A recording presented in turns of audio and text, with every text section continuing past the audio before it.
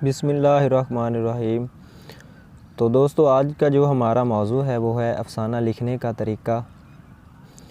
تو سب سے پہلے تو ہمیں یہ پتہ ہونا چاہیے کہ افسانہ ہوتا کیا ہے۔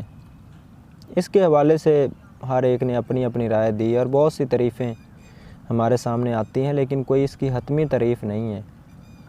لیکن کچھ چیزیں ہیں اس کے لیے کہ یہ ایک مختصر تحریر ہونی چاہیے جو ایک ہی نشست یا ایک ہی گھنٹے میں پڑھی جا سکے۔ کہانی کا رخ جو ہے وہ موضوع کی طرف ہونا چاہیے اور اس میں ایک ہی تاثر ہونا چاہیے۔ تو موضوع کی اہمیت کے حوالے سے ہم بات کرتے ہیں۔ اس کے جو افسانے کے کچھ اجزاء ترکیبی یا فنی اجزاء ہوتے ہیں، اس میں پلاٹ، کردار، منظر نگاری، زبان و بیاں، مکالمہ، زمان و مکان جو ہے، لوکیل اور وحدت تاثر وغیرہ شامل ہوتے ہیں۔ تو ان تمام اجزاء کا رخ جو ہے وہ افسانے کے موضوع کی طرف ہونا چاہیے۔ افسانے کا موضوع بڑی اہمیت کا حامل ہوتا ہے کہ موضوع سنتے ہی قاری میں کشش پیدا ہو جائے۔ جیسے غلام عباس کا افسانہ جو ہے، اوور کوٹ تقریباً سبھی نے ہی پڑھ رکھا ہوگا، انٹر میں بھی شامل ہے۔ تو اس افسانے میں ہم دیکھ سکتے ہیں کہ دو رخی زندگی کو پیش کیا گیا ہے کہ ایک وہ زندگی جو ہماری اصل زندگی ہے اور دوسری وہ جو ہم لوگوں کو دکھانا چاہتے ہیں۔ اور اس افسانے میں اصل زندگی کو چھپایا گیا ہے، اور اس افسانے کی منظر نگاری جو ہے اس غربت کے تاثر کو اجاگر کر رہی ہے۔ اور اس میں پھر اس کی بیوی بچوں کو نہیں دکھایا گیا، کیونکہ اس کا موضوع ہی کچھ ایسا ہے، اوور کوٹ جو ہے موضوع ہے۔ تو اسی سے متعلق ساری چیزیں ہیں، اسی کی منظر نگاری ہے، اس کی غربت ہے، کس طرح سے وہ چہل قدمی کر رہا ہے، اور اس نوجوان کی جو حرکات و سکنات ہیں وہ بھی لوگوں کے لیے ہیں۔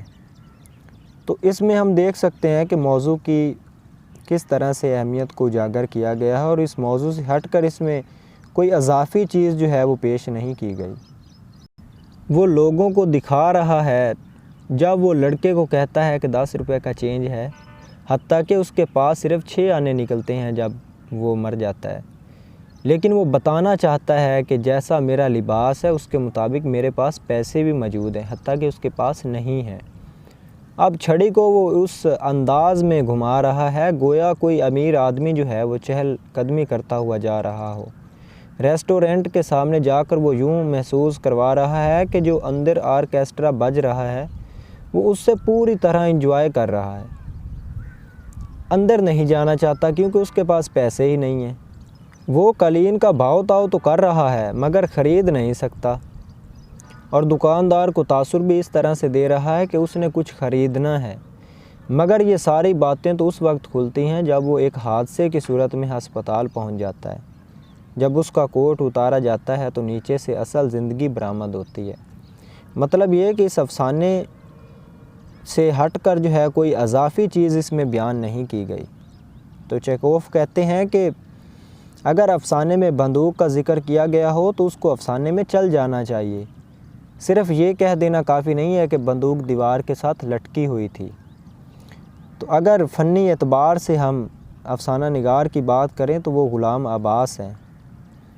30-35 افسانے انہوں نے لکھے ہیں، بہت مختصر سے، مگر بڑے کمال کے ہیں۔ خط کی تکنیک میں بھی ان کا افسانہ روحی ہے، اور اس کے علاوہ اور بھی بہت سے افسانے ہیں۔ بہروپیہ ہے، پری چہرہ لوگ، آنندی، کتبہ، جواری وغیرہ جو ہے ان کے مشہور افسانے ہیں۔ اور اگر افسانے میں محاورہ بندی جس کے ہاں موضوع سے زیادہ زبان حاوی رہتی ہے تو اس حوالے سے احمد ندیم قاسمی بہت زیادہ اہمیت کے حامل ہیں۔ جیسے ان کا افسانہ گھر سے گھر تک ہے، گل بانو ہے، کپاس کا پھول وغیرہ جو ہے وہ شامل ہیں۔ اور منٹو اگر بات کریں تو سماجی حقیقت نگاری کہ ہمارے مزاج کے مطابق اس میں جملے ہوں، کاٹ ہو، طنز ہو، تو اس حوالے سے منٹو کو پڑھا جائے۔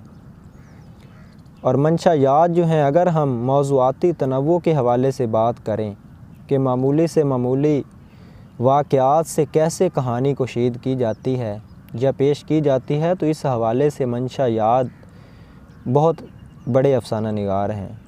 ان کے مشہور افسانوں میں راستے بند ہیں، پنجابی، کچی پکی قبریں، 13واں کھمبا وغیرہ جو ہے وہ شامل ہے۔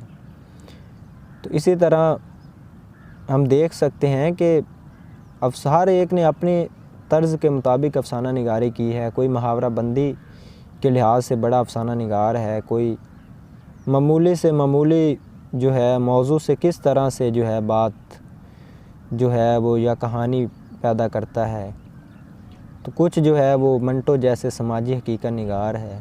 اس حوالے سے یہ 3-4 افسانہ نگار بہت اہمیت کے حامل ہیں.